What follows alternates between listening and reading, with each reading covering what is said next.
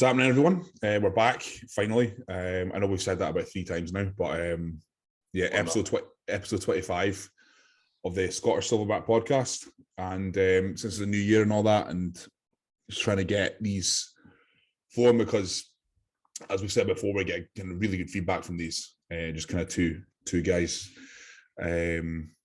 top British super heavyweights, just chatting shit. So for the people, Greg, let them know what you've been up to and what you're currently doing. Not an awful lot. Just been in my recovery phase, really. Just trying to get my body back in a nice place. And as you know, I did my blood work this week, got it back, and everything was pretty much good. All the things that usually have a little bit of offness about them were actually in okay check this time. It was just down to really knowledge from past experience of what extra to add in, as in like your vitamins and minerals to kind of counteract some of the stuff I'm a little bit more prone to, and this time I've came back pretty good.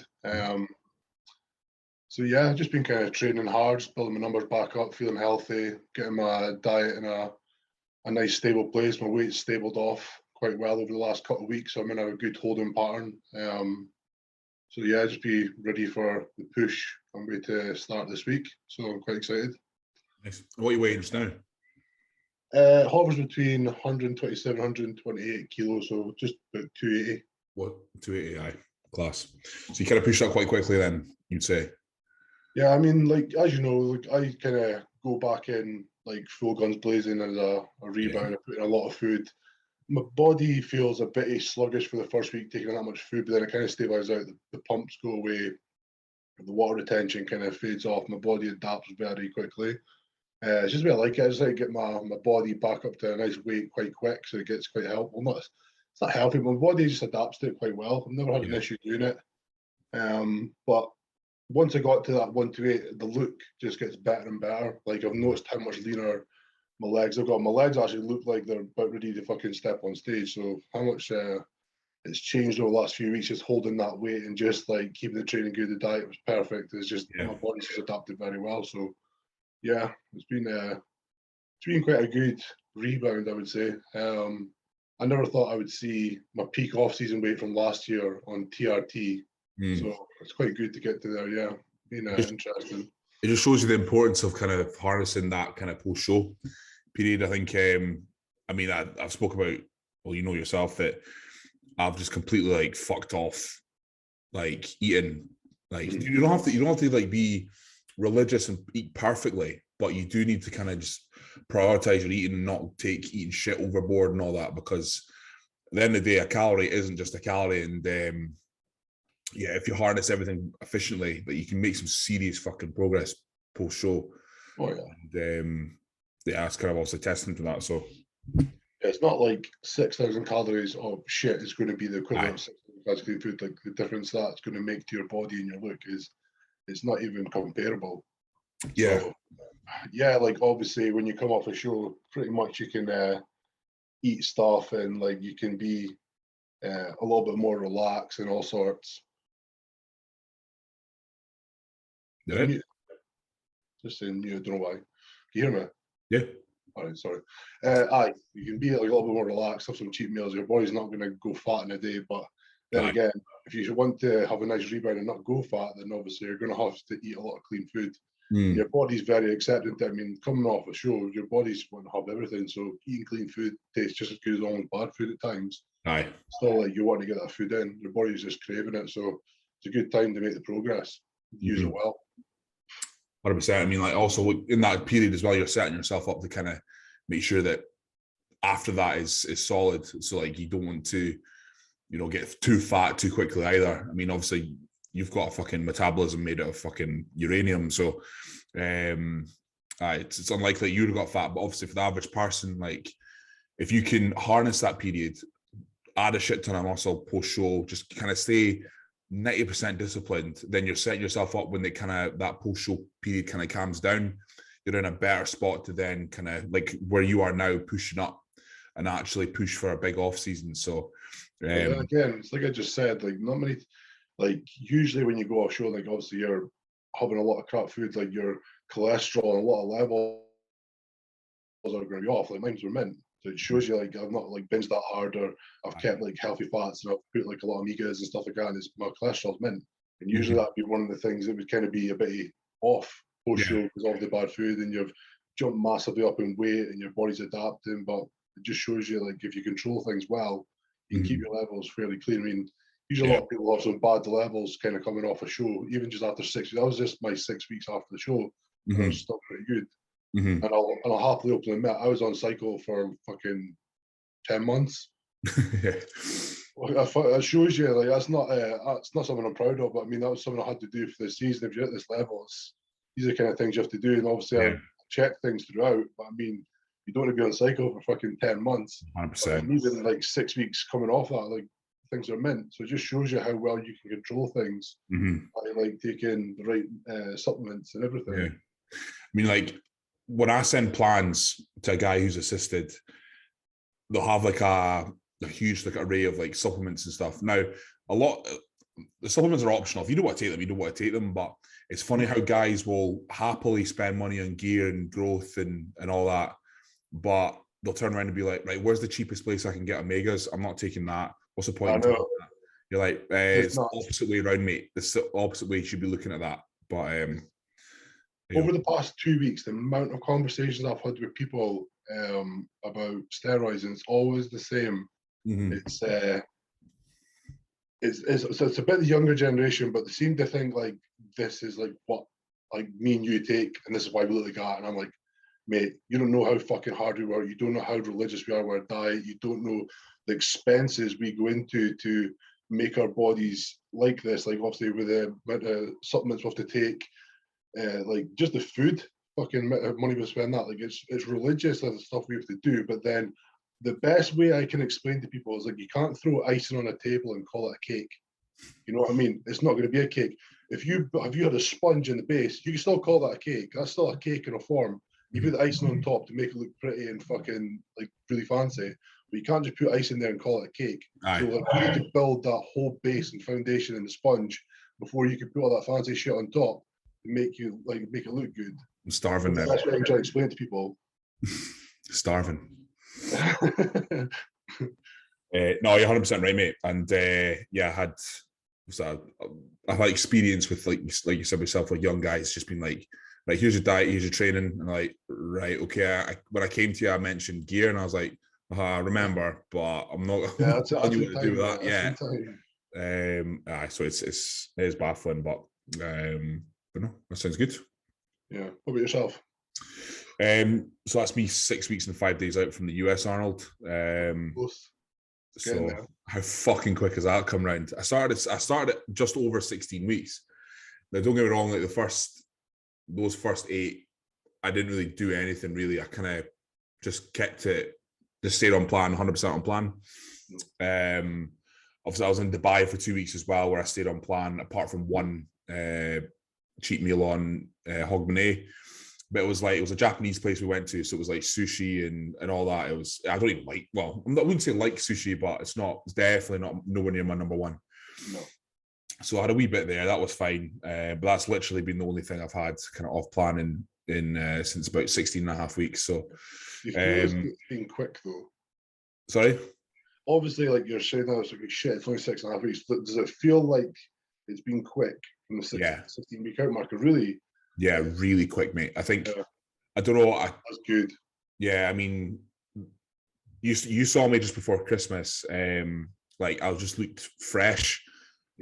So I think the first part of that kind of prep was just kind of still kind of rekindling my physique to what I'd lost during that prep there. Yeah. So now we're coming down hard. We're at a point where like, okay, we've held the physique at a good spot.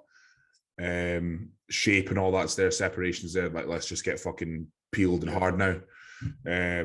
So which I'm more than happy to do. But it was like looking back on old photos, and I was like, at the time, obviously I didn't notice it, just how fucking like how flat I was, like just so fucking flat. So I know I feel good going into this one now.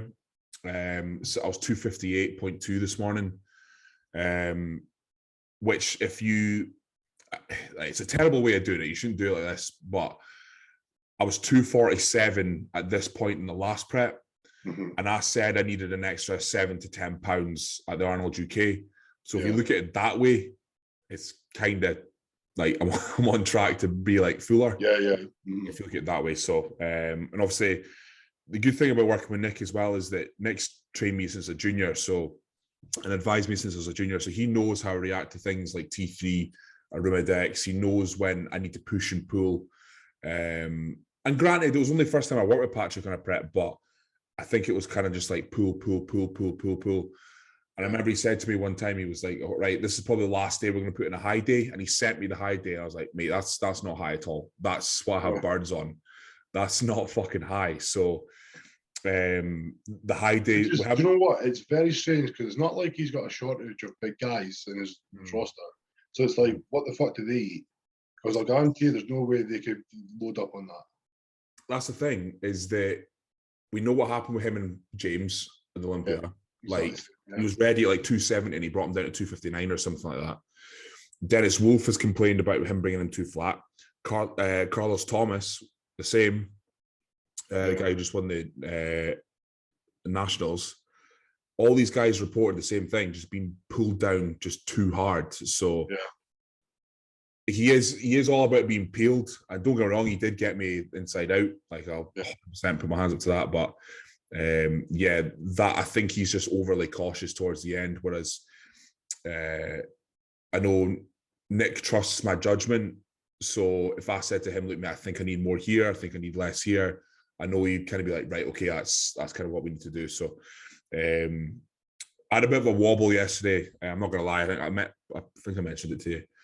It wasn't a wobble in the sense I was like, fuck this, I'm gonna go cheat or whatever, but I'm just, like I said in my stories, I think I'm just bored, mate. I'm just bored of being on prep. I remember I had this fucking same thing. Aye. I was like, was it 3 weeks out? Aye. And I was million years like, mate, I don't think I could do this anymore. Like, I was literally, obviously, I was going to say there, like, I think the biggest mistake I made the previous season was coming off the Arnold and like wanting to stay like relatively the same condition and try hone it in better. And like, it wasn't like I was in not my best condition. I was like my best condition today. So it was like, how much better was I going to get from that point? I would have to fucking like rip my skin off to fucking be better. And it was like, I was fucking an idiot trying to just do that. And like, I never got to, and then it was like getting to like 3 weeks out. I was like, shit, I really fucking wish I took like 3 weeks after Arnold and like pushed up body weight, but I almost like held it. I didn't want to take like days off to have food or anything. I was just so stupid. I was so focused on that. And I got to that point, I was like, I'm fucking dying. Like, I don't want to do this anymore. Those 3 weeks, it felt like an eternity. And it was I remember the voice notes, mate. Yeah, it was just really, really stupid. It's just something I need to keep in my head for next time I do it. If I do bridge shows, like, no, it's not going to happen. I'll have to take like a week to 2 to 3 off if I need it. Because I've said to numerous people, like, you're probably like the hardest working person I know. And when you were telling me that, I was like, fuck, he must be feeling bad.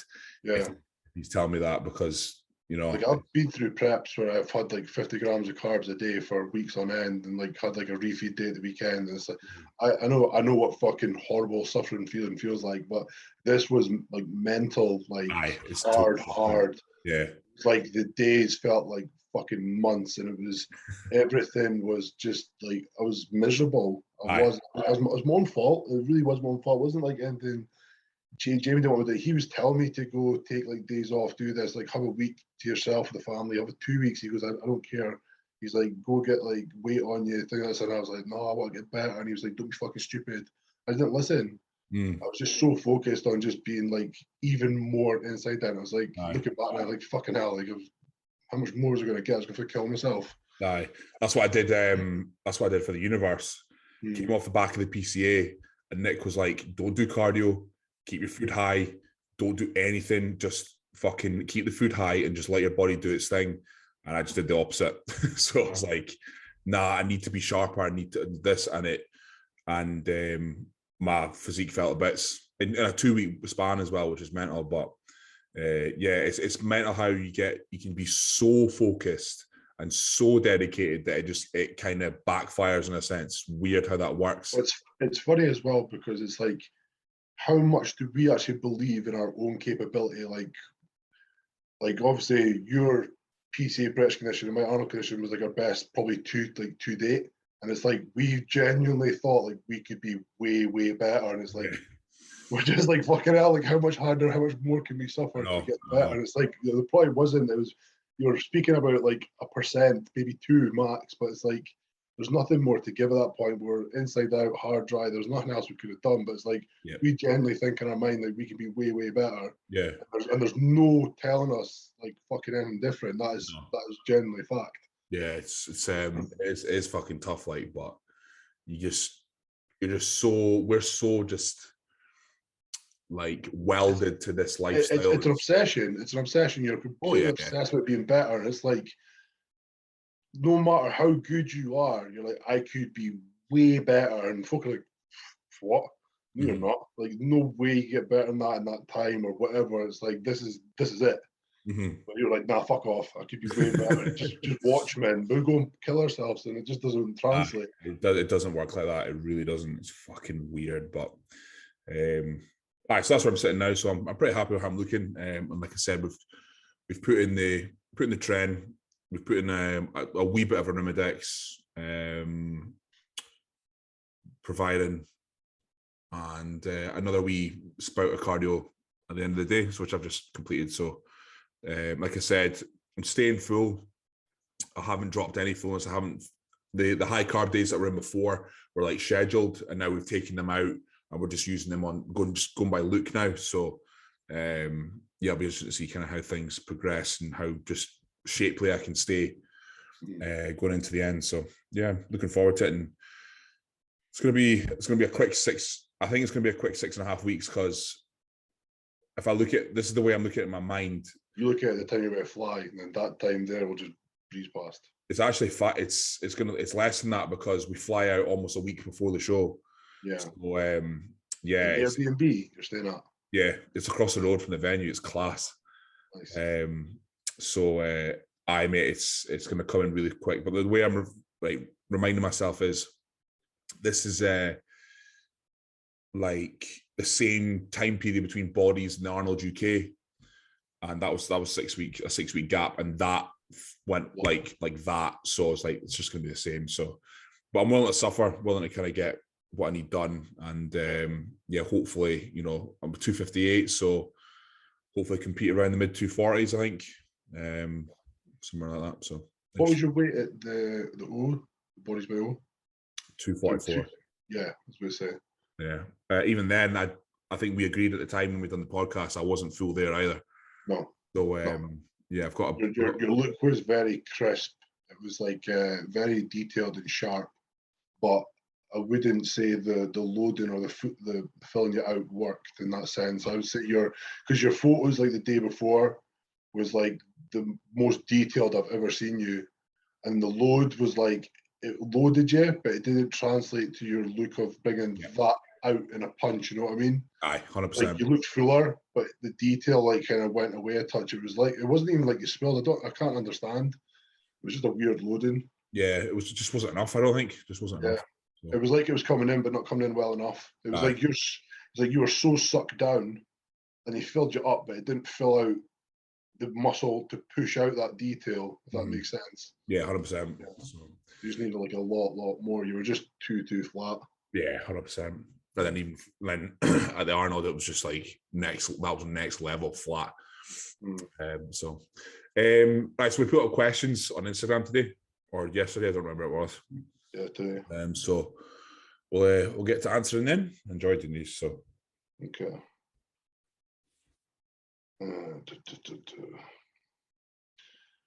There's very variety of them. So does diet need to be 100% spot on when not in prep? I would say it depends on the level and what you're trying to achieve. Yeah. I mean, like, we're very religious. We treat our off seasons just like a prep. But I mean, that's like the level we're wanting to be at. I mean, any pro bodybuilder who's not a genetic freak will be exactly the same. They'll be religious. Yeah. We literally see an off season as like a prep. The transition, we don't even notice it. Yeah. So off season to us now is just prep with more food, more calories. Sorry. from the same sources. Instead of being hungry, you're got anxiety about eating because you don't want to eat. It's literally it. Like I had that this morning. I had to train first thing. Usually I train after 2 meals, train after one today, and it's like I don't know why, but it ruined like my eating schedule for the day. And I had to have like 3 big meals throughout the afternoon, like quite close, and the anxiety thinking about every single one was fuck. Yeah. But it's like it's not like I'm gonna say, oh fuck it, I can't be asked anything. I was like, I have to eat it. Like the thought of not eating that food just makes me feel like a total bitch, and I have to eat it no matter what. If I feel sick, I'm gonna sit there for a while, fucking just getting it down. Yeah. If you're just looking to kind of build like if you're just starting out in your bodybuilding and you're kind of in your first off season or whatever you want to call it, probably not. I wasn't.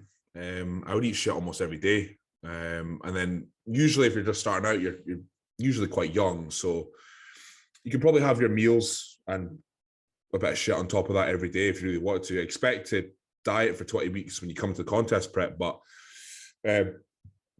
I don't think if you're first starting out, you need to be that religious like us. No. I mean, I wasn't religious till about 2 years ago. Exactly. There you go. So, my life. Yeah. And as long as you're, that's what I think for young guys, just get big. Just get as big as you can. Don't get fat, like fat hanging off you, but just get big.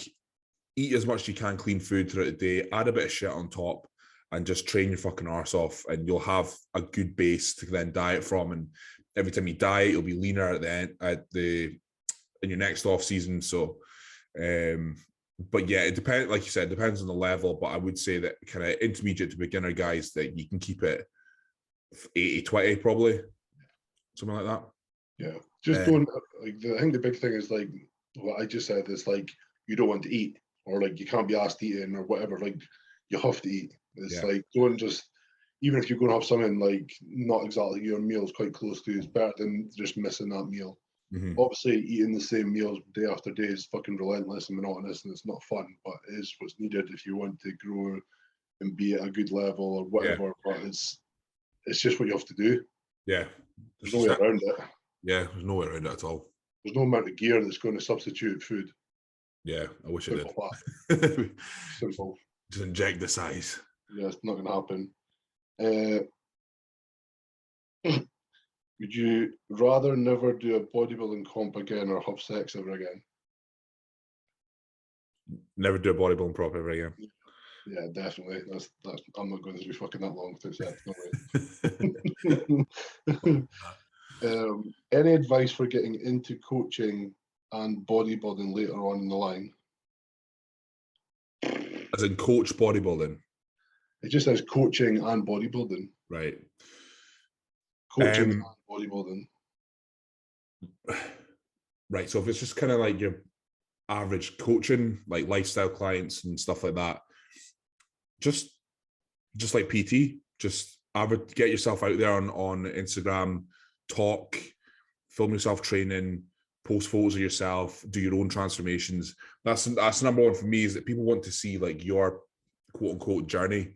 As much as I hate that fucking word, it's true. Like people like watching people transform. So do your own wee thing. Even if you've got no clients, do your own thing. Just kind of diet or build muscle, whatever, and just kind of document the process. That's the number one way, in my opinion, of kind of getting more followers and whatnot. And people will see that. They'll be like, right, okay, well, he's doing it. I look up to that. He's obviously got the knowledge to kind of help me. I'm going to go to him. Bodybuilding coaching, I think people know our opinion on this. I think you should have won a good amount of shit before you can coach bodybuilding, and worked with like good people before you can coach bodybuilding. That's my opinion. I've ranted many a times about this topic. Yeah, I can't go and coach a fucking football team. I wouldn't know where to fucking start because I've never done it. I've kicked a football a couple of times, just like guys who have done a couple of shows. It doesn't mean you can coach. It doesn't. I've had people come to me for strength-based stuff, like they're powerlifters, or some people who wanted to do like track running, and I just said like straight, like I don't know the ins and outs. I know the ins and outs of my fucking thing. I'm not going to just take your money and pretend that I know everything, because I don't. You'd be better off suiting somebody else. But at the end of the day, I believe if you want to be a good coach, you should at least coach yourself through a certain period. That's where you're going to learn the most about not just yourself, but just about everything, because you'll watch the changes daily on yourself and you know what you've done. It's simple fact of like somebody telling you what to do because you're just doing it. But when you've like looked and researched something and you're applying it to yourself, that's when you're going to learn the most. But the amount of people who are claiming to be like prep coaches and this and that, and they've done jack shit. They've pretty much competed once in like a fucking regional show and never placed, or they look like a bag of shit in the process. They've never had coaches. They've never done this or that. They've thought this is a fucking easy bit of money because there's loads of people doing it. I can do the same. That's if you want to fucking do that, then that's cool. But you need to remember that you've got someone else's health and fucking placing in your hands. Yeah. Like if you could like speak the world to them and like lie and say, "Oh, don't worry, I'll get in the best shape of your life," this and that. You know, deep down you can't. That's fine. You're making money, but then it's them. It's going to look like shit, and you've wasted their money paying you for knowledge you don't have. Yeah. That's my problem with the whole thing. Yeah, and I do think though that if you rewind maybe 2-3 years ago, maybe 4 years ago, everyone was trying to prep people for shows, and now I do think it has died down because people realise that it is so niche. It's so niche. There's still people to see, but definitely I think it's got better because they've realised that the people who have like a lot of clients competing, like, and their names out there, is like they're there for a reason. It's not like they've magically fucking lied their way up to that podium spot. They've got fucking backing behind them. They've put people on stage and they've got medals. They've got lots of shit like that, pro cars, whatever. People, their names are there for a reason. Yeah. So when people have realised that now, and I think the big thing is like paying the money. Like people are just so stingy about paying a good coach.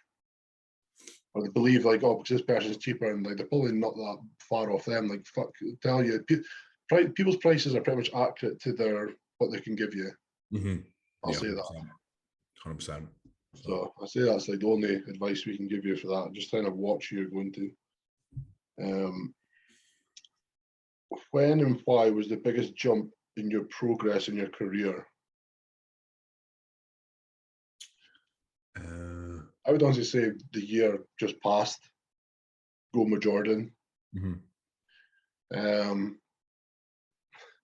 It wasn't like I was doing anything wrong. He kind of just showed me a whole new level of not even intensity. I mean, I trained hard. I've always trained hard, but it was literally like the structure of how to do it, like how to like. It was going back to basics. Really. It was like stuff I wasn't doing, like heavy skull crushers. I didn't do the heavy deads every week. There was a lot of movements I didn't do, and it was like, you need to do these, you need to get fucking strong at them. And it was like, you're eating a lot of food, but you need to eat this much food. You're on kind of moderate drugs. If you want to be this kind of big guy, probably take a little bit more here. It was literally just like, you're doing it, but you need to do more. Yeah. It was literally like, right, okay, when someone like that says something to you, it's like, right, fuck it, let's fucking go. And it was just like a big change. And it was like, I just kind of almost like, I wasn't like tiptoeing my way through my progress. I just wasn't excelling myself to that level. And that's just, it just kind of opened my eyes. I just needed that fucking kick in the front door. You know what I mean? Aye. When I went running. Aye, 100%. Between when I went with Patrick, it's kind of saying you showed me a kind of different kind of training, so more volume and whatnot, which I think kind of did benefit my look in terms of just how round and separated I got. He did have me eating a lot more clean food than I was ever used to, so that was a kind of new height in terms of food. That was and it just kind of, and obviously the drugs as well. That kind of, it was nothing new, but it was just like, I don't know, the combinations of stuff and whatnot. A bit more scientific in a way. Yeah. So I think that gave me a pretty good jump. But I think also in terms of off seasons between being a junior and an open bodybuilder, like just like I spoke about there, I just got fucking big as I possibly could. Didn't care about being fat. I didn't care about looking good in that way. And that allowed me to win my first show as an open bodybuilder. I won the overall at the Saxon, so it definitely paid off. And that was just absolute complete adherence to my logbook, and like you said, getting as strong as humanly possible in certain movements. That's when I was squatting 260 for 8 and all that. So it was yeah, that was a definitely productive time. In terms of like contest, 2019 was my best year so far. I don't know, I think Nick and I just kind of found a good formula with how hard I could be pushed diet-wise, and just like finding that balance of pushing but not too hard and then pulling back. Like I was talking about before, pushing back, pulling back. We found a good balance there that kind of brought me in really, really well. So that look was really good. And that's the reason why I'm back to Nick for this show, was to try and hopefully replicate that at Arnold USA. So yeah, I would say those are kind of my three points. Yeah, 3 points where I've kind of felt I've taken a huge step in terms of my look and whatnot. So yeah, I mean, I just kind of throughout the last 2-3 years, I've just took another few steps every year and like realized I need to do more here, I need to do more here, I need to do more here, and it's just something you learn in time. Like, you're not going to be jumping into the fucking far end, the deep end from nothing and like doing absolutely everything at once. It takes time to realize that, like, okay, like I done well here, but like I could do this as well, or like, I could do excel here. And it's like you do more and more. yeah, And you just realize that you're also going to keep doing more to be better. And that's just like something that's going to take over time, I guess. I would definitely say the year just past was where I kind of really learned my body the best and what makes it work, and just how hard I need to work every single day to be better from where I am. Because obviously you're getting to a point where it's like your body just adapts to what it's doing, so it needs to keep getting more and more. You need to keep working harder and harder. Yeah. So yeah, 100%. definitely. GH and insulin together at one time or separate them? Separate. Yeah, I mean, there's not really a translation to have them both at the same time. Like, GH is for GH purposes and your insulin's for insulin purposes. So in my eyes, if we strip it back to kind of bro science, well, there is science backing it, but yeah, but I not like for what we're really kind of what we're specifically using them for. You know what I mean? Yeah. So I like to use GH in as low a blood sugar point of the day as possible. So for me, that's first thing in the morning and post workout. So if you use it immediately post workout, you're putting in GH at an extremely low blood sugar point. And then if you were to use insulin, you would use whatever amount, like 30 minutes later after you've had that kind of effect from the GH, to then get the insulin benefits. They're not what's the word? They're not what's the word when like they kind of counteract each other? Antagonists, whatever. They don't. It's not like one cancels out the other. They kind of do kind of merge and synchronize, but they on paper they are opposite things in terms of the environments in which they are used. So, but it's not like they're used for the same purpose. Obviously, like insulin, I mean, GH not used the same purpose as insulin, but it's like what they do together. Obviously, is an effect in itself, but you don't have to use them at the same time, obviously. But I mean, like, most people will use a small bit of insulin, and if they do use it, as in like start of the day with a GH, and pretty much your post workout, because usually that should be your biggest meals. You do want to shuttle the carbs the best possible. Yeah. I mean, they do correlate at the same time, but they're not all, like you just said, they're not like in sync with each other in the same purpose. It's like they are, but they aren't. Yeah. It's There's like a lot more science to it we don't want to really delve into today, but yeah. It's like 1 + 1 = fish. Yeah. I mean, that's weird. Wet socks for 1 year or only unilateral exercises for 1 year? What was the first one? Wet socks for 1 year or Right. only unilateral exercises for 1 year? Right. Have you ever like put on? Oh, you probably have. When you put on dry socks as soon as you get out of the shower, and then you step in like a puddle you've just made from the shower. You don't think it's the most fucking infuriating thing on the planet? Yeah, yeah. Oh, I couldn't deal But with that every day. No chance. So yeah, I'd have to go with the unilateral. I'm not sure. I really couldn't just do fucking unilateral work all year. I'm not sure. Yeah, Do you have to wear the wet socks all day or just to train? I'm guessing all day. Oh, I Fuck don't wear no. socks. You don't need socks or Crocs. It's fine. Wet pants then. You get fucking soaking with sweat anyway. It doesn't I matter. suppose, yeah. No, it doesn't fucking matter. Rather fight a 6-foot swan or a kangaroo. Oh, swans are fucking brutal. I know, but No imagine a chance I'd fight a 6-foot 6 foot swan. swan. I wouldn't fight a normal swan. I have a 6-foot swan, like bigger than like fucking wait, standing on its Us. butt legs, neck up, bigger than us. Aye. So I how would try- rapid they can peck? Mate, I would take your head off. Fucking no way. I'd rather fight the kangaroo. The kangaroo's box. I know, but like, You seen them take? You seen them punch in? Fuck, I would kill you. but no, I think a swan's just more vicious because they're vicious as it is. But I'm trying to think. I could get like the fucking neck of in a headlock. What, the swan? Aye, But its neck's like that, so you couldn't get it. aye, but I'd tie it in a knot. Like fucking. Like a fucking balloon, like a party I think balloon. you get a chance. Kangaroo, a bit of quick as fuck. Fucking faster than Conor McGregor. No way. I suppose. Uh, Nah, kangaroo for me. I'd probably have a boxing match with a kangaroo. Actually, I'd fuck messing with a 6-foot swan. I know, fuck that. Worst experience in the gym. Worst experience in the gym.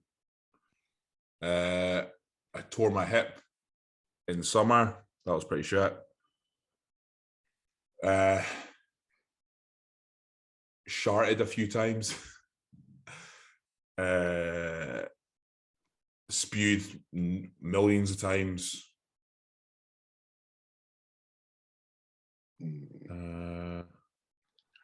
Obviously, I've had a few injuries, but I don't know. I think an injury would be that's just an injury in the gym. I don't want to class it as like my worst experience. Yeah, worst experience. I mean, I've popped a disc twice. Mm-hmm. I've half torn my ACL. Worst experience in the gym. I actually seen a boy lose his finger in the gym once. Oh, really? Yeah, that was fucking awful. But no, it wasn't. Actually, no, I'll tell a lie. It wasn't his finger. It was the whole skin of the finger. It was just the bone left on his hand. Fucking hell. Mate, it was disgusting. You know, in DW used to have that the high row. So you used to sit in the chair and you roll the handles up. Oh, were you there when that happened? I remember the manager told it me was that. like the fucking bit of top, and the boy was like ripping the boy. He put his hand, and the boy dropped away, and it went like that, and he went. Poof. Aye, I remember. The fucking, it looked like one of those fake fingers you get from the joke shop, sitting there and underneath the fucking the bit. That was disgusting. Mind the manager there, the fat bald guy. Mm-hmm. I remember he came in and he was like stone cold white. I was like, "You're right," and he was like, "Oh, you'll not just believe what just happened." I was like, "What?" I was like, "A boy took his fucking finger off." I was like, "Fuck." I was on the Smith, and the row machine was like literally 10 feet away, and I just heard the boy fucking scream. He's like holding his hand, and he just went white as a sheet. Aye. I was traumatized. I couldn't finish workout after that. I'm going home by. That was awful. I remember being told about that. Yeah. I was in shock. I was like, that did not happen. I was like I didn't want to go over. I was like trying to merge like this. I could see. Aye. Just seeing like a little finger fucking hanging out the side. No way. Worst experience. Fucking training in any pure gym. That's a good one. Aye. I think that's possibly the one like was the closest. Your way, hear my stepson coming by, he's probably scream. What else is there? I think that's it. Like, aye. That's one of the worst things I've ever seen in the gym, definitely. Yeah, that and any the injuries I've sustained for sure. Yeah, probably for me, it's just the injuries, I'd say. Training in the shed for that whole time through Oh, yeah, lockdown that was was an fucking experience. push. That was an experience in itself. Yeah, I felt bad for you then. Yeah, that was cold goings, fucking trudging through the snow. Aye. I was riding off the car every morning. That was fun. Like, got it done though. Exactly. Rather train in a pink cock sock only for 2 weeks and not train for 2 months. In cocksock. Would you? Aye, just that. Aye. I won't get my training done. I don't give a fuck. That'd be a belter, like pink cock sock. Well, you're banned anyway, so it doesn't really matter, does it? Eh? Well, you're banned anyway, so that you fucking both get banned for 2 months. Be the height of social media anyway. Fucking that'll be. Probably might work in my favour. Go viral. Oh man, fucking leg day, I think he's fucking nuts. Would you rather eat shit flavored chocolate or chocolate flavored shit? Chocolate flavored shit. I'm not eating something that smells of shit. You can get a grip. But you'd rather eat shit that tastes like chocolate? Aye, because I just wouldn't think about it. No, it doesn't compute with me. Depends where it's coming from. No, I would just think it was chocolate. Because, like, think about like the worst flavor of chocolate, in my opinion, is like coffee. But I still eat it because I know it's chocolate. But like, imagine it smelled of like Cadbury's milk chocolate. What's a dump? But then you would dig into a chocolate bar that reeks of shit.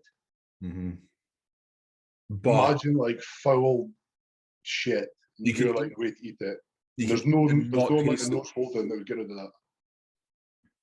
You could hold your nose though, and you would know. There's no way you wouldn't. I would come up through your mouth up the back. I really don't want to eat shit, no matter how it tastes, because I'm sure there's certain flavors of shit as well. Shit's shit. That would just be Cadbury's milk chocolate shit. Nah, I'd rather eat shit flavored chocolate. Nah, I couldn't. I'd be boufing it. Nah. I'd be coking all over. I'm not eating a jobby, mate. I'm not eating a jobby. I don't care how it tastes. But like, you just zone out. You wouldn't know. You're just like, it's chocolate. It smells of chocolate. No. It's like a scene off Austin Powers when he's drinking the coffee and his shit. Oh yeah. No. Nah, I'm definitely going with the chocolate food shit. Yeah. Name 5 bodybuilders you would love to see stand on stage together and battle out any era, anytime. That's a good one. 5 all on stage together. Like from any time, the dead, alive, past, present. I like to see Serge Nubret, Frank Zane. They were at the same time though. I know, but I'm gonna say this. I'll probably get a lot of shit. I don't rate Frank Zane. No, I know why you're saying that. I get that. I don't know. Apart from like maybe 2 photos, I think he just looks crap. Yeah. So to me, I was getting there in terms of like why I'm doing this. So Frank Zane, Serge Nubret, 93 Flex Wheeler. I bought the aesthetics. Aye. I was thinking the same. A 2016 Roden before his waist started getting weird. And do you not find Sean Roden? He was extremely weird of like how un-bodybuilder-esque he looked in his off-season. And then it was like, you stepped on stage, you're like, what the fuck? Where did that detail come from? He hit it well. Like, he's like weird. Natty's. You know, when Natty's trained with hoodies on, you're like, he doesn't go to the gym. But it's not even that. When you look at him at a vest or he's in the off-season, it's like, you're fat. It's just like, just transitions into this detailed monster. It's like, what the hell did that come from? Yeah. I need one more. Probably just throwing Chris Bumstead just to kind of compare all the classic aesthetics.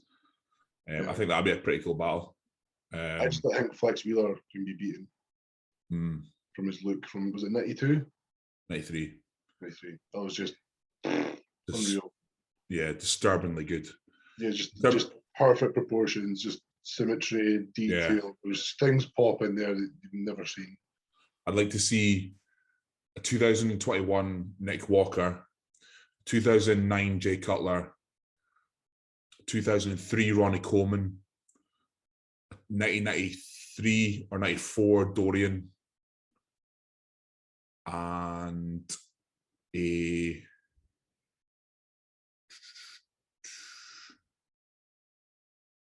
monster. 2020 Rami. Did I say Rami already? No, I didn't. No. So that 5, like Battle of Monsters, that'd be cool. Right, I'm not going to do date years because I can't be precise, but I'll just say the best of Rami, best of Ronnie, best of Marcus Rule, best of Paul Dillette. Oh yeah, fuck yeah, I forgot about that. Who was the boy? Oh shit. There was a boy that was like just absolutely amazing. You never see, there's one video of him, he just looked like the most detailed, hard, crisp person ever. Tom Prince. Aye. Yeah, I know what you're talking about, yeah. Fuck. I'd love to see that. So, right, he looked like it was just awesome. Aye, just round as fuck. Just the detail, just looked like he was skin. It was just the skin was gone. Yeah. Unreal, huge. Do you know who I would love to fucking see if he kept on going and made it to Olympia stage? Jason Ha. Yeah, I know. Oh, the potential there was fucking phenomenal. I love watching his guest posings he done. Yeah. He was a monster. That was a monster. Yeah, one of the. It's a shame, like that never kind of happened. What does he just do? Coach and PT now? Is that all he does? I watched the interview with him. He just says it's just how his mind works. He can only focus on one thing in his life, and he puts 110% of that. Then there's nothing else matters. So when it was bodybuilding, that's why he was so good at it. But then he said when his kids came along, it was just like the focus of it just went away, and he wanted to be all his time with his kids. He just couldn't do it. Fair enough. Fair enough. It just shows you how good a dad he is. But I mean, it's like fucking hell, what a waste. He's still one of my favorite bodybuilders of all time. He's just phenomenal. 100%. I remember watching a video when he was doing PT and he was eating like, I can't remember what it was. It was just chicken and rice, but he said like the amounts of it, and it was fuck all. And he was just like, I just can't lose weight. I'm stuck at 300 pounds. I'm trying to lose weight. He was eating like just nothing. It was like a tiny little fucking minuscule portion. He was just what I eat all day. I'm still stuck at 300 pounds. I wouldn't say Jason was like a genetic freak. You could tell like he just fucking grafted as well. Like you have to have amazing genetics to be like an IFBB pro, but like you can tell he put the graft in. So yeah. The density and size of his muscle was ridiculous. But when you watch him train, he never does full reps. I know. Yeah. That was weird to me how he got there by doing that. Stiff like dead's like 60 kilo. He's like, you never need to. I remember reading that in I don't know what muscle development or something. And how big were his hamstrings? Exactly, I know. And he was like, you don't need to do them above 130 pounds. They were like thicker than his quads. They were fucking insane. Aye. Just calves like nothing on earth. I don't know how the hell he done it. Yeah. So, that'd be amazing to see him actually like full potential, blown up. Fucking yeah, that'd be amazing. I can't remember how heavy he weighed when he won his pro card as an amateur. It was fucking heavy. I think he's like the same height as me. He's like 5'9". I'm pretty sure he said he was like 270 when he won it. Something like that. Something ridiculous. Yeah. Mental. That was when he won his pro card. I'm not sure if it was that one or he done a show after, but he just looked absolutely insane. He had the skinhead at the time, and he was just like, unreal. Yeah. Crazy legs, unreal legs. What was it like? It was what health issue did he have that threw him off? I remember he'd done an interview with Dave Palumbo, and he said like Something to do with fish, yeah. Mercury poisoning Levels were like mental. Yeah. I think he kind of that kind of scared him a wee bit. Yeah, I think him and his wife both got it. It was like a mercury poisoning type thing. Aye. Yeah, it was such a shame, but I mean, potential that man was just unreal. Yeah. One more. Make it a funny one if you can. Someone's asking if what's some funny stories you've got from backstage or pre-contest for an insight of what it's really like. You really get many funny stories backstage. Nah. You just kind of have a laugh with the people that are there, but I mean, yeah. I'm trying to think if I've seen anything funny. I remember there was two instances of this. The 2015 UKBFF British, there was a boy backstage, I think his name was Glenn Williams, and he had a suitcase full of shit with him, just a suitcase. So I think he just scoped the boys that were competing against him, and he was like, fuck, I don't care, and just started eating. All of a sudden, all these other juniors just start flocking to this suitcase, and everyone's just started fucking pigging out. I remember sitting there being like, what the fuck are you doing? Yeah, maybe you're not going to win, but why not just present the best you can do? Fucking hell, I'll give it half an hour. Fuck, are you eating that now? It was literally a suitcase, mate, that you go on holiday with, full of crap. And there was another guy at the bodies qualifier, and he was pumping up right next to me because he was a beginner, and he was like, I was like a duffel bag full of just Mars bars, all this sort of shit. And I was sitting there just watching. I'm sitting there, no food, mate. I'm just like that. Should I tell him to stop fucking eating? Because I don't want, especially if it's a first time or a beginner, just in case his coach has told him to do this. But I was like sitting there going, should I tell him to stop fucking eating? Because this was non-stop, mate. Chain, just shoveling shit. He didn't place, obviously.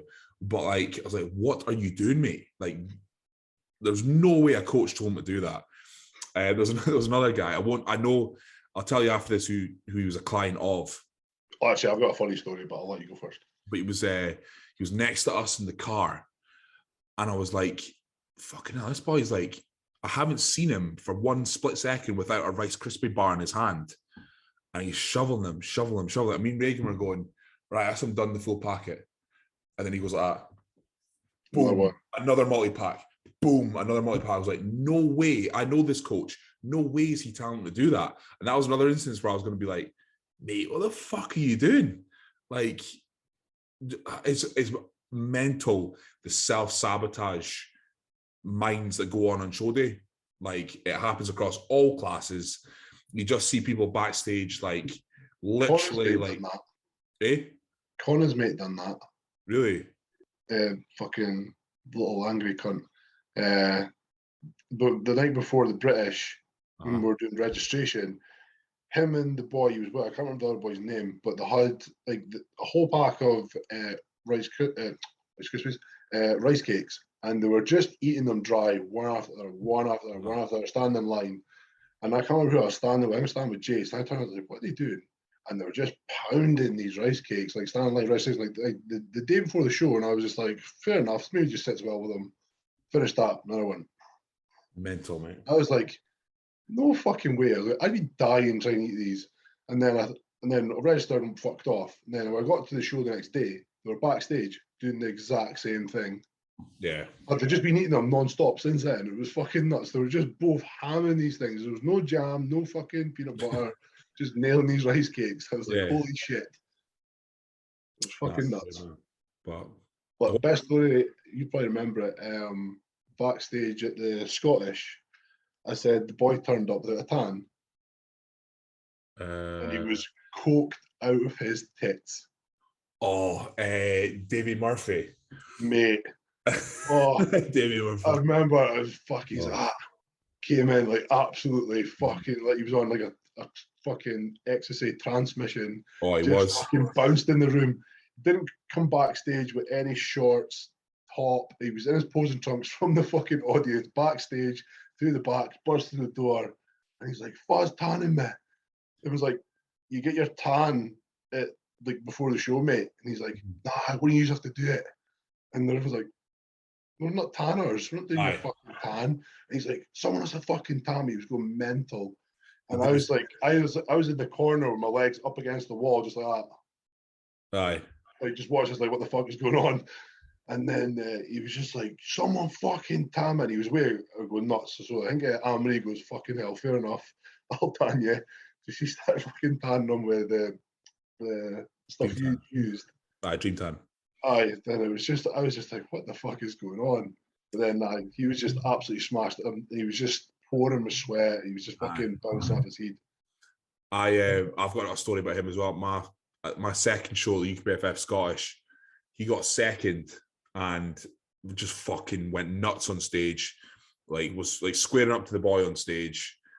They both squared up again backstage. I'm standing there, like, me and Graham are standing there like, what the fuck is actually happening? And the boy that beat him was like some Irish guy, fucking couldn't understand a word he was saying. He was so broad. And obviously Davey's like proper like Glaswegian as well. Yeah. So like it was fucking hilarious. I had no idea what either of them were saying. But he's a funny boy. He's a funny boy. Like, he showed up to Naba and done the same thing as well. No tan, nothing, just coked out his nut. Because Nick's prepped him in the past, and Davey has showed up looking quality some years.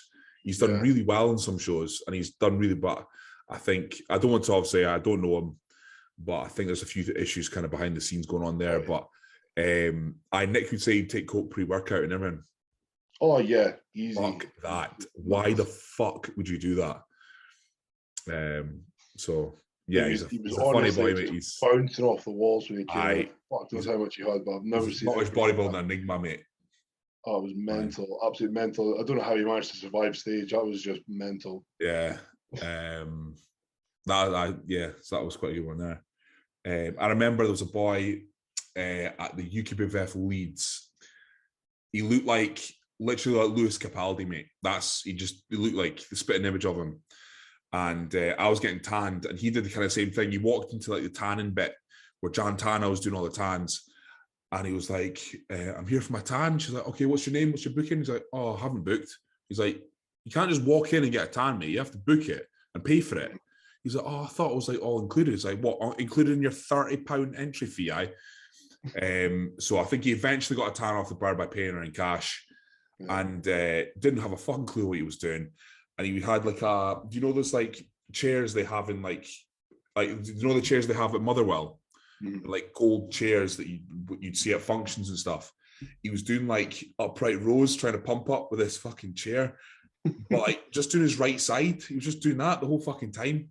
There's just some instances where, like, we've spoke about these kind of people before. Like, who the fuck told you to go on stage? Who the fuck told you that'd be a good idea? And why did you think it'd be a good idea?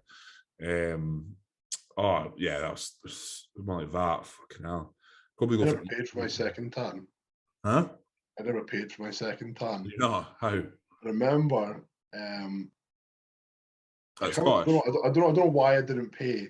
It was literally like, you got the emails like saying, this is the people that are doing the tan for the show. You have to pay them or pay on the day or something like that. And I was like, all right, okay.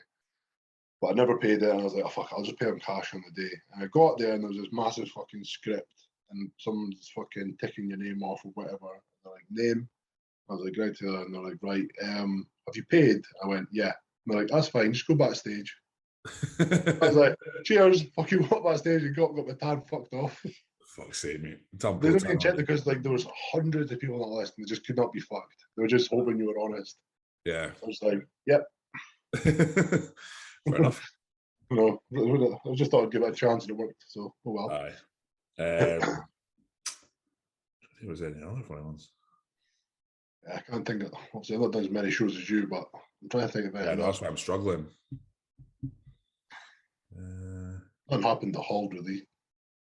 Nah. No, we had a good laugh there. That was good. Can't think of any more. British was just. The only funny thing was fucking, what's his name? The Italian. Danny DeVito. He was just raging. The NABA British was at Southport. And Backstage was like the hottest. It was the hottest. That was the hottest stage and the hottest backstage I've ever experienced in my fucking life. Lucky I was using Dreamtime because Dreamtime doesn't run. Fucking hell, I'd have been like a melted chocolate ice cream, mate. It was horrible. That was pretty bad. The British last year was it? Yeah, it was probably one of the worst stages I've ever been on. Yeah, I look pish. Like it was like a town hall. It was fucking like backstage was like a town hall. It was literally like, you know, those like the wooded floorboards used to get at school. They were like little thin panels, and there was usually chunks out of them. That's what it was like, and it was all warped with fucking water damage and everything. It was lovely. That was just because of COVID. Obviously, they couldn't fucking get anywhere. This place was probably dying to rent the place out. No, I think that's me. I can't really. Nothing that really pops out really. Because backstage, I was really impressed with the fucking Denmark stage, to be honest. I mind you saying that. The Arnold UK, that is by far the best stage. Again. And backstage, everything. That show day experience was just so flawless. It was so good. That was the same woman running that show that ran Denmark. You know, the one that shouts at you backstage. The wee wifey, aye. Like she's shit hot. She's shit hot. I went up to her. I went up to her after the Arnold UK as we were leaving. You don't know if she's joking. I know she's either French or German, but like she's got no sense of humor. No. Well, she does, but it's her own sense of humor. You can't tell. I went up to her and I was like, "Can I speak to you for a second?" She was like, "Oh yeah, what?" And I was like, "Look, I just wanted to say, like, you make this process so easy. I just want to thank you for helping us today." She was like, "Oh, thanks for that." I think it was the first time ever someone's thanked her for like just her services and that. I thought she was class. Like she is really good, but it's like she doesn't give a shit. That's so good. Doesn't give a shit and just tells you as it is. Do this, do that now. Whereas like the UKPFF are the worst for it. It's like, all right, you might be on in 45 minutes. I would start pumping up, but maybe don't pump up fully. Okay, maybe eat something, but maybe don't. I was like, fucking tell me when I'm going on stage. Like, most people have plans depending on when their class is on stage. So she was brilliant. She was so good. She was at the Denmark one. I remember like she was calling it the heavies, and there was two guys like fucking about with their tan and this and that. And she was just like that. Mm-hmm. Looking at them and like everyone was like waiting, and she went, "Would you just fucking move?" It's just like shit. I'm not surprised. You put her stuff down, started shifting. Oh, you don't mess with her. Like she is, she's nails. But at the same time, it's good. That's what I think most backstages need, just to kind of keep everything regimented. Is how we like. Finally, how hard is it? How hard is it to stick to a fucking schedule and have someone backstage with a list saying, "This is what's happening. This is what's happening." Yeah. Because you know what it's like on show. You just want to get on. Oh yeah. Do your thing, and like when it's vague, it's just the worst thing ever. Considering how big that show was, it was fucking ran to the T. Oh yeah. That's the best show I've ever been to. And it was the biggest show I've ever been to, so they nailed it. Like, yeah, I'm interested to see how the Arnold USA compares. But that was flawless. So that was good. Hoping for a better backstage there, to be honest. Well, at least a fucking mirror, at least, so you see how you look. I know that's the only thing that's wrong. That was weird. That's happened to me numerous times. So the Arnold UK, there was no bodies. There's no mirror at bodies. There was no mirrors at the Universe. There was one mirror at the PCA British. I'm like, it's all about how you fucking look. Why aren't there fucking mirrors backstage? Actually, do you know what? I'll tell you a fucking funny story. At the Graftism this year, obviously I got my tan night before, yeah. Uh-huh. I went and got my tan that morning of the show, and like I remember I was in like the room and I just like threw my thong on top of my cock sock, and I thought, oh fuck, I'll take it off later. I got to the show, fucking forgot about it, and then I remember like it was about half an hour before we go on stage, and I was sitting next to Josh, and I went, "This is brilliant. I'm needing a shit." So, like when you're way go on stage and you shit, like fucking brilliant. It's way empty my stomach. So I ran to the toilet and done shit and everything like that. And then I came back, obviously went on stage, came off, and I needed to piss again. Oh, go to the toilet. And I went to piss, and I was like, still there. hold on, I just went for a dump. Why is this not wet? Because obviously you pee when you do a dump. I was like, it wasn't wet. I was like, what the fuck's going on? It was a strange thing I don't understand. I was like, did I piss when I went for a dump? I was like, so random. I was like, I take this off. I was like, why is it not wet? Aye. I was just like, oh well, fucking just threw it in the bench, fucking just done a pee and went back and went on for the. You probably pissed through it, and just like your sweat just like maybe dried it off while you're on stage. I was like literally a span of like 10, 15 minutes. I don't know, like, but maybe I was just like so dehydrated I didn't pee at that point. But it was just that's one of the moments in life where they hand you a baby sock and everything fits into the baby sock. You're like, no, this is fucking demoralizing, this one. Like, but I can't remember who was it that said that asked the question. Goes, you put the balls in or out? I put them in, but then but someone's like, what? And they're like, what do you mean? Like, what? You put you put the balls in the sock? And they're like, aye. He's like, I've not done that. He's like, so you go get tanned with your balls hanging out? And he was like, aye. Someone's like, you taking the piss? He's like, no. He's like, how'd you get them in? He's like, you just stuff them in. He's like, I've never thought of that. He's like, just have my balls out, fucking getting fucking tanned. You're an hour away from a show. Surely they're like fucking peanuts anyway.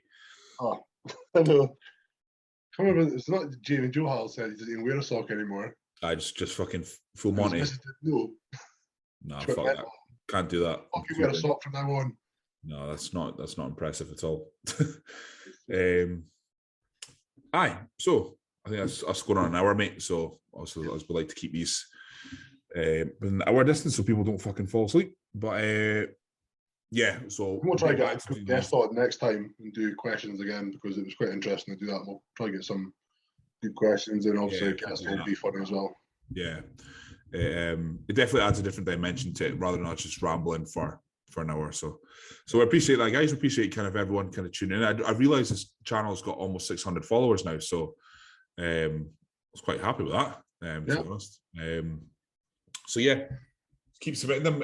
You don't have to wait for us to put up question boxes and stuff and stories because I'm really bad for not doing it. But just feel free to message either of us and just say that this is for a question for the podcast or whatever, and we'll get round to it. Even if you have like questions about today, put them in the comments. Obviously, it'll kind of help the channel grow as well. So if you've got any questions, just stick them in the comments. So like, subscribe, and comment below. I think that's what the fucking big YouTubers say. Yeah. And we'll try and make this as big a podcast as possible, one of the biggest podcasts in the UK. So hopefully one day, and we'll see what's happening next week. Yeah. Right. Cheers, guys. Cheers. Thank you.